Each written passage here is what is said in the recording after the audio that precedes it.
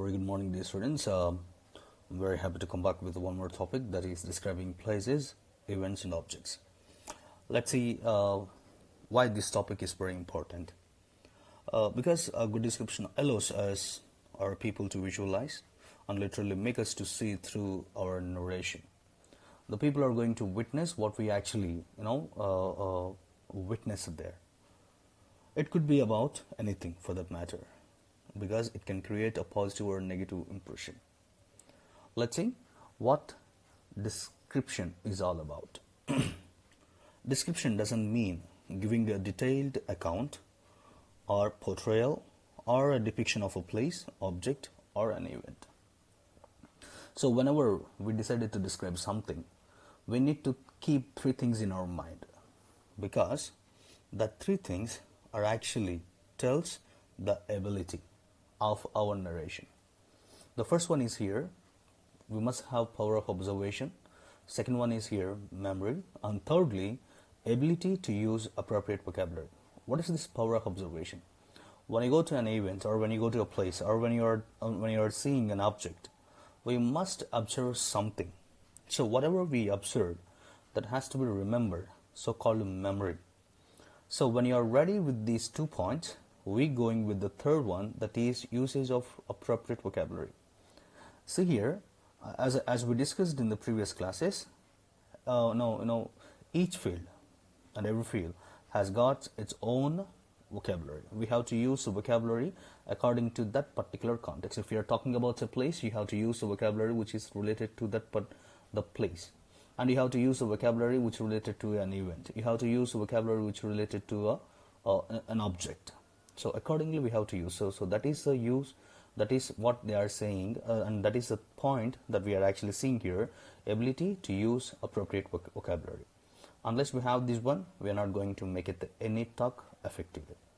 Let's see how to describe a place. As I told you, a good description always makes us to see or visualize. In order to give a good description about a place, all you need is a close observation. As we discussed earlier, the first come first is here, observation. So when you are describing, you need to follow the things what you are seeing here. The first thing is here, you must have a proper visualization, means here what you actually see. And the second one is here, what you heard about that, nothing but the auditory. And the third one is here, what you actually smell, so-called olfactory. And the fourthly, what you tasted. It is said as gustatory. Just observe this example so that we be having a better idea about how we actually describe a place.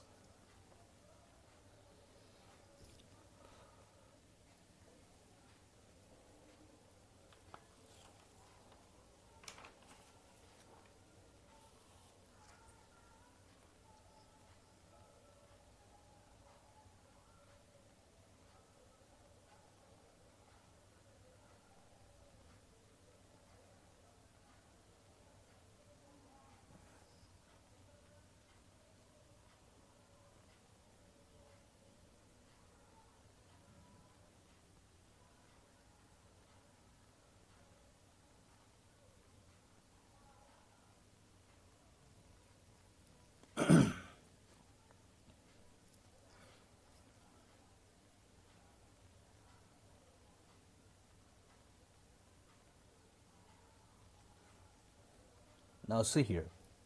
So if I'm not mistaken, you might have experienced something about this paragraph. When you're reading this paragraph, you might have experienced, or you might have felt that you are actually there in the fair when the fair is going on. And if I'm not mistaken, it literally visualized before your eyes. And see here, what are the points that we covered in this paragraph. First one is here, images of sight, which is said as visualization.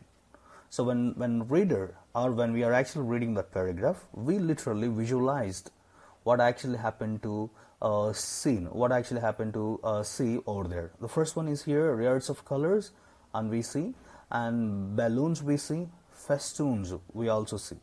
And the second one is here, sound, so-called auditory. And the third one is here this, which actually said about, or which is actually called as gustatory. And these are the points we actually cover. So whenever we are describing about a place, make sure those 4 points need to be inserted in the topic. And next, the third one, secondly, we're going to see how to describe an event. See, the narrator or the speaker or the writer may be witness that event. So when he communicates, he may speak about moral, cultural, and political perspectives too. Why he has to speak? For some people, they are important, and for some, it may be interesting or inspirational. So that's a reason we the people supposed to be in the position to understand, and when we are actually describing that, so we have to be in the position to communicate these type of things too. Let's see what are the key elements that we have to hold when we are describing an event. So you are seeing some colored points over here. So whenever we write an event, we have to cover these points in our writing. The first one is here what. What is nothing but here you must tell what you are actually speaking about. And second one is here who actually participated, or you can talk about the guests and all. And third one is here where this event has actually happened. And next fourth one is here you can give the details of the year, time, etc., which said as when. And fifthly, it is why. You must explain the significance of that event. So these are the points that you have to remember when you're going for an event description. And the next one is here how we have to describe an object. See here, usually when we are describing an object, we may speak about the appearance and function, and also we talk about the usefulness of that particular object. So remember one thing, my dear, whenever we are talking about, or whenever we decided to describe an object, we have to be careful with the language. The language is here which tense need to be used when we are describing an object. So mostly if you are talking at that moment, you should use a simple present, or if you have already seen that, you must use a simple past. Let's see.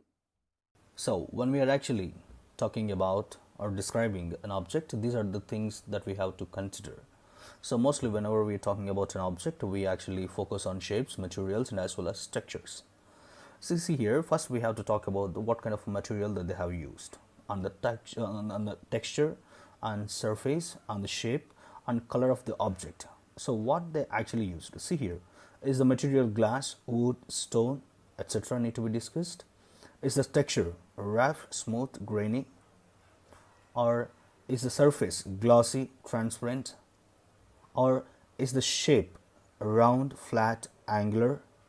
And also we should discuss what is the color of that object. So putting all these things in your mind, then we should start writing about an object. So these are the points that we have to consider before we going for a description of an object. This is what is all about the topic, describing places, events, and objects. If you still have the queries regarding to this topic, you can ping me on WhatsApp or you just text me. And I'm going to post this PPT and as well as this video link in your global reference. You just go through it. Thank you.